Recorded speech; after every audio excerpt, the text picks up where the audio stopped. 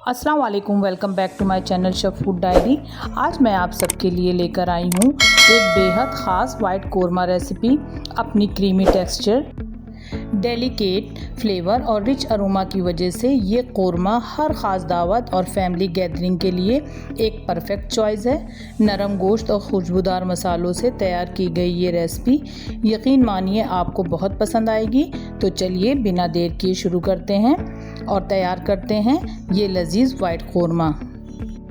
सबसे पहले हमें कुकर में 1 कप से थोड़ा ज़्यादा ऑयल ले लेना है। जब ऑयल गर्म हो जाए यानी कि उसमें से धुआं निकलने लगे, तब उसमें हमें 3 बड़ी इलायची और दालचीनी के 2 टुकड़े और 2 तेज़ पत्ते डालने हैं। जब मसाले चटकने लगें तब इसमें हमें 2 लार्ज साइज की यानी कि बड़ी 2 प्याज़ें डालनी हैं और हाई फ्लेम पर 1 मिनट तक भूनना है।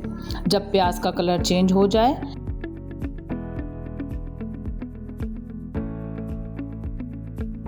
तब इसमें हमें 2.5 टेबल स्पून अदरक लहसुन का पेस्ट डालना है। अदरक लहसुन का पेस्ट डालने के बाद चम्मच से चलाइए और फिर इसमें गोश्त डाल देना है। यहाँ पर मैंने 1.5 किलो गोश्त लिया है। यहाँ पर मैंने मटन का गोश्त लिया है, आप चाहें तो आप कोई भी गोश्त यूज़ कर सकती हैं। गोश्त को मसाले में मिक्स करने के बाद 1.5 टेबल स्पून नमक डालेंगे।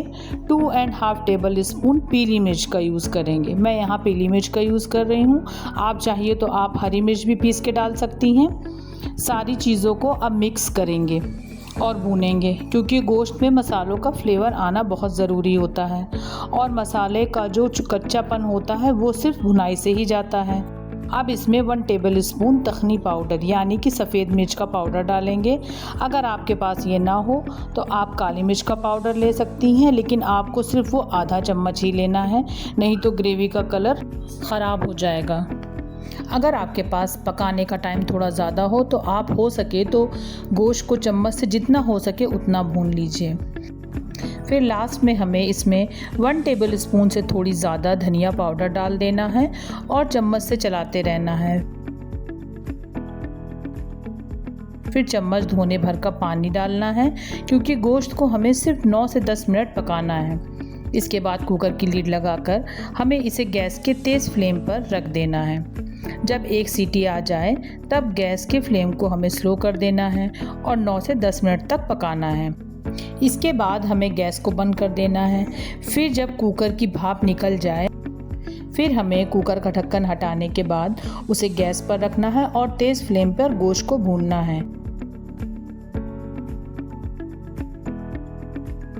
जब तक गोश्त भुन रहा है तब तक हम कुछ मसालों का पेस्ट तैयार कर लेते हैं। पेस्ट तैयार करने के लिए हमें 25 बादाम, 20 काजू और 1.5 चम्मच खसखस। बादाम को हमें 1 घंटे के लिए गुनगुने पानी में रख देना है और अगर आप तुरंत ही इसको छीलना चाहते हैं तो आप इसमें तेज़ गर्म पानी में बादाम को डाल दीजिए। बादाम का छिलका फ़ौरन ही निकल जाएगा।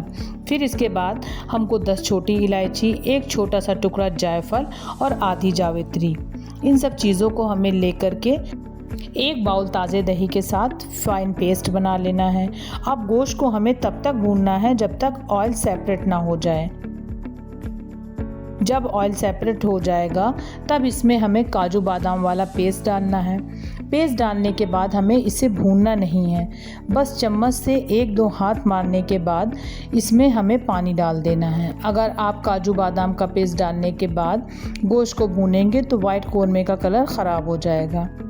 ये देखिए कोरमे का कलर एकदम परफेक्ट है। आपको कोरमे की ग्रेवी को थोड़ा सा गाढ़ा ही रखना होगा।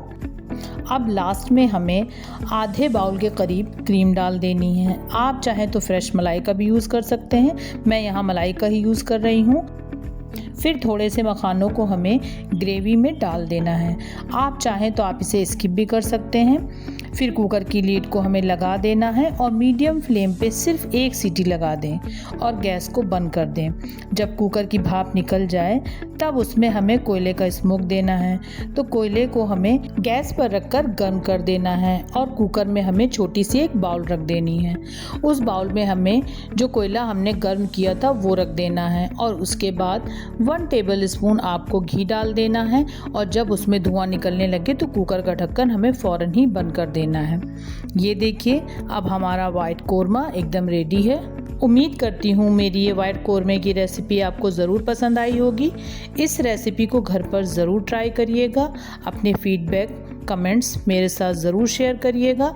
अगर वीडियो आपको अच्छी लगी हो तो लाइक करें, शेयर करें और मेरे चैनल शेफ फूड डायरी को सब्सक्राइब करना ना भूलें। तो चलिए मिलते हैं नेक्स्ट रेसिपी में।